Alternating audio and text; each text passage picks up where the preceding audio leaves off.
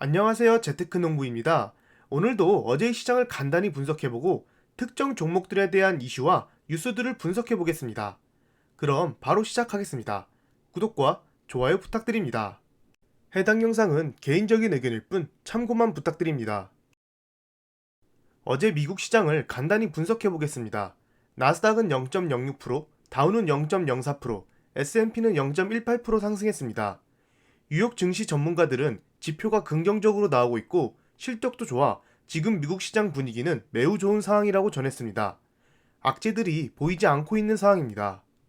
어제 보시면 압도적으로 엔비디아가 높은 상승을 보여줬는데 암 인수 관련 좋은 소식들이 들려오고 있고 월가에서 더 오른다고 목표 주가들을 사용했기 때문입니다.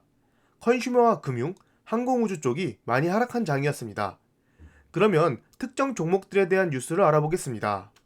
페이스북이 실적을 선방하며 상승하는 모습을 보여줬으나 어제 다시 저점을 깨면서 4% 가까이 하락했습니다. 최근 3년간 차트를 봐도 주봉이 이렇게 연속으로 하락한 적이 없었습니다. 그렇다면 현재 페이스북에 투자해도 괜찮은지 분석해 보겠습니다. 페이스북은 많은 악재들로 인해 창사 이래 최대 위기를 겪고 있습니다. 애플 정책으로 매출 성장률 둔화와 내부 직원이 페이스북 내부 문건에서 부도덕한 행위를 폭로한 이후 정치권 압박과 언론의 비판 보도가 쏟아지고 있습니다. 지금 사진에 보이는 이 여성분이 SEC에서 페이스북을 비판했습니다. 미국 언론들은 연합전선을 구축해 페이스북 비판 기사를 잇따라 보도하고 있습니다. 페이스북이 허위 정보 유포나 증오 범죄를 부추기는 폭력적 콘텐츠를 규제하지 않고 마약 유통에 악용되는 것을 차단하지 못했다는 내용입니다. 미 언론사가 이례적으로 뭉쳐 페이스북 보도를 이어가는 것은 이번에 드러난 문제점을 심각하게 인식한 것으로 해석됩니다. 아동과 청소년의 정신건강에 악영향을 끼치고 가짜뉴스, 폭력 사태를 부추긴다고 페이스북에 대해서 계속 비판하고 있습니다. 페이스북은 언론의 왜곡 보도라며 방어에 나섰습니다.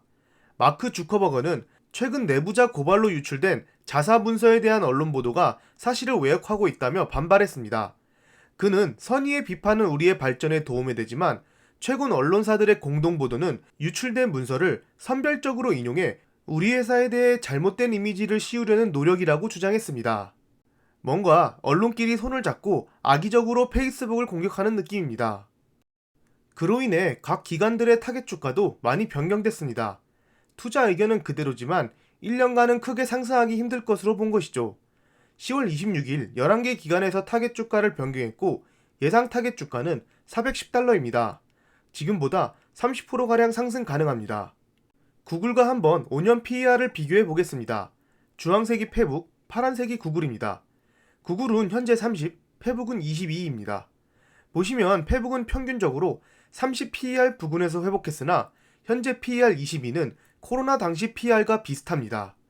그럼 코로나 당시 2020년 매출과 현재 매출은 얼마나 차이가 있나 확인해 보겠습니다. 지금 보시면 2020년 대비 2021년 예상 매출은 36%가 차이 납니다. 하지만 PER은 동일하며 2020년 박스권에서 횡보했던 평균 가격인 270달러에서 고작 16% 상승한 수치입니다. 물론 2022년에는 매출 성장률이 떨어지고 2023년에도 조금 하락할 예정이지만 그래도 엄청난 매출 상승을 보여주고 있습니다. PER 지표상이나 매출 상승에 비해 주가는 많이 오르지 않은 듯합니다. 이렇듯 현재 페이스북은 악재들을 해결하고 미래 성장성을 되찾기 위해 사명을 바꾸면서까지 노력하고 있습니다.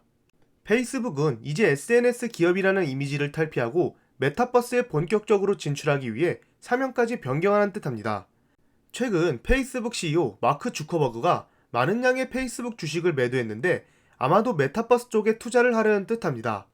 아마존 창업자 제프 베이조스가 아마존의 주식을 팔아서 블루 오리진에 투자한 것처럼요. 페북의 가장 큰 약점은 자체 플랫폼이 없다는 점입니다. 그렇기에 이번 매출과 향후 매출도 애플이라는 기업에 왔다 갔다 하는 것입니다. 이러한 약점을 벗어나고자 메타버스 중심으로 자체 플랫폼을 만들려고 하는 것 같습니다. 현재 페이스북은 오큘러스 시리즈들이 엄청난 호평을 받고 있고 AR, VR 기기에서 독보적인 위치에 있습니다. 페이스북은 향후 3에서 4년 내에 독자적인 메타버스 플랫폼을 구축한다고 합니다. 저는 오늘 페이스북을 매수했습니다. 페이스북이 가지고 있는 10대, 20대, 30대의 엄청난 구독자를 바탕으로 메타버스를 실현시킨다면 그 파급력 또한 엄청날 것으로 생각되기 때문입니다.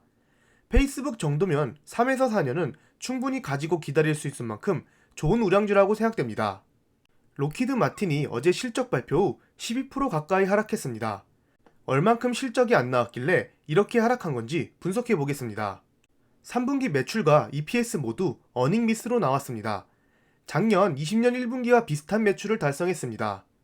매출의 감소 원인은 코로나19 델타 변이로 인한 공급망 차질 영향이 예상보다 크게 발생하며 모든 사업 부분에서 생산과 매출이 모두 감소했기 때문입니다. 공급망 차질로 인한 생산 감소 영향은 향후 12에서 18개월간 지속될 것이라며 새로 개발 중인 신제품들의 매출 발생은 2023년부터 시작될 전망입니다. 록히드 마틴은 내년 연간 가이던스를 매출액 670억 달러, 영업이익 73억 5천만 달러로 제시했습니다.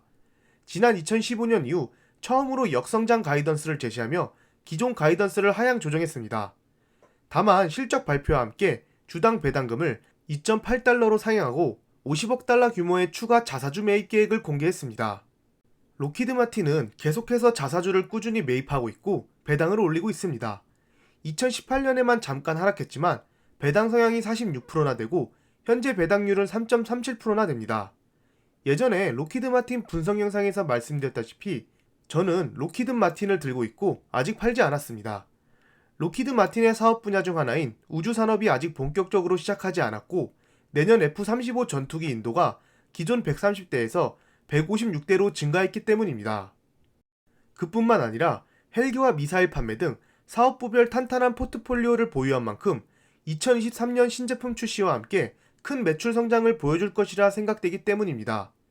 항상 고성장주를 사는 것보다 이런 안정적인 배당주도 몇 개 갖고 있는 것이 포트폴리오의 안정성을 가져다주고 1에서 2년만 기다리면 매출이 상승하면서 주가도 올라갈 것으로 분석했기 때문입니다. 어제 벨로다인과 루미나가 장중에 크게 상승했습니다. 벨로다인은 18%, 루미나는 8%까지 장중에 상승했으며 장 막판에는 다시 원점으로 돌아왔습니다. 그러면 어떤 이유 때문에 그렇게 상승했는지 알아보겠습니다. 또 다른 라이다 기업 AI 때문입니다. AI가 장중에 100% 이상 급등했는데 그 이유로는 로스캐피탈이 AI에 대한 투자 의견을 매수로 제시하고 목표 주가를 15달러로 발표했기 때문입니다. 이는 상승하기 전 주가 대비하여 230%가량 상승 가능한 수치입니다. 로스캐피탈의 분석가는 AI의 차별화된 라이다 솔루션이 다른 라이다 기업보다 훨씬 좋은 기술을 가지고 있다고 분석했습니다. 그리고 AI가 티어 1 자동차 업체인 콘티넨탈과 파트너십을 곧 공개할 것이다 라고 했습니다. 이러한 급등에 따라 다른 라이다 기업도 같이 발전할 수 있다는 기대감에 대표적인 라이다 기업인 벨로다인과 루미나가 같이 상승한 듯합니다. 그 외에도 한 구독자분께서 정보를 주셨는데 미국 교통안전국 요직에 라이다를 지지하는 사람이 임명됐다고 합니다. 라이다 관련 주식도 대량 보유하고 있는 사람이라고 합니다. 자료는 찾는 대로 공유해드리겠습니다. 벨로다인은 저한테 많이 아픈 주식입니다. 프로테라와 함께 가장 큰 하락률을 보여주고 있기 때문입니다. 벨로다인이 상승하려면 가장 큰 문제인 집안 싸움을 빨리 정리해야 할 듯합니다. 벨로다인 창업자 데이비드 홀과 다툼 이후 주가가 70% 이상 빠졌기 때문입니다. 얼른 집안 싸움을 정리해서 비즈니스에 더 집중해 다른 기업들이 따라오지 못하는 독보적인 라이다 기업이 됐으면 좋겠습니다. 제가 분석해드린 두 양자 컴퓨터 관련 기업 아이온큐와 알키트 퀀텀이 최근 좋은 상승세를 보여주고 있습니다. 아이온큐 같은 경우 제가 8달러 부근에서 소개해드렸고 저도 8달러 부근에서 매수를 했습니다. 알키트 퀀텀 같은 경우 아마 10달러 중반쯤에 소개를 해드렸고 제 평단도 10달러 중반입니다. 사자마자 너무 상승해 따로 추매할 기회는 없었지만 요즘 계속해서 좋은 상승세를 보여주고 있습니다.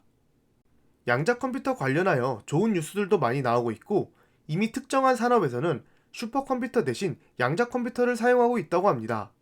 한 번쯤은 양자 컴퓨터 관련 영상들을 보시면서 이 종목에 대한 관심을 가지는 것도 좋을 듯 합니다. 미래에 데이터가 많아지고 처리하는 업무가 많아질수록 양자 컴퓨터는 필수라고 생각되기 때문입니다. 하지만 아직 이 두 기업은 매출이 거의 없기 때문에 리스크가 크다는 점도 아셔야 합니다. 절대 투자 추천 의견이 아닌 개인적인 의견이니 참고만 부탁드립니다. 지금까지 제 영상을 봐주셔서 감사합니다. 구독과 좋아요 부탁드립니다.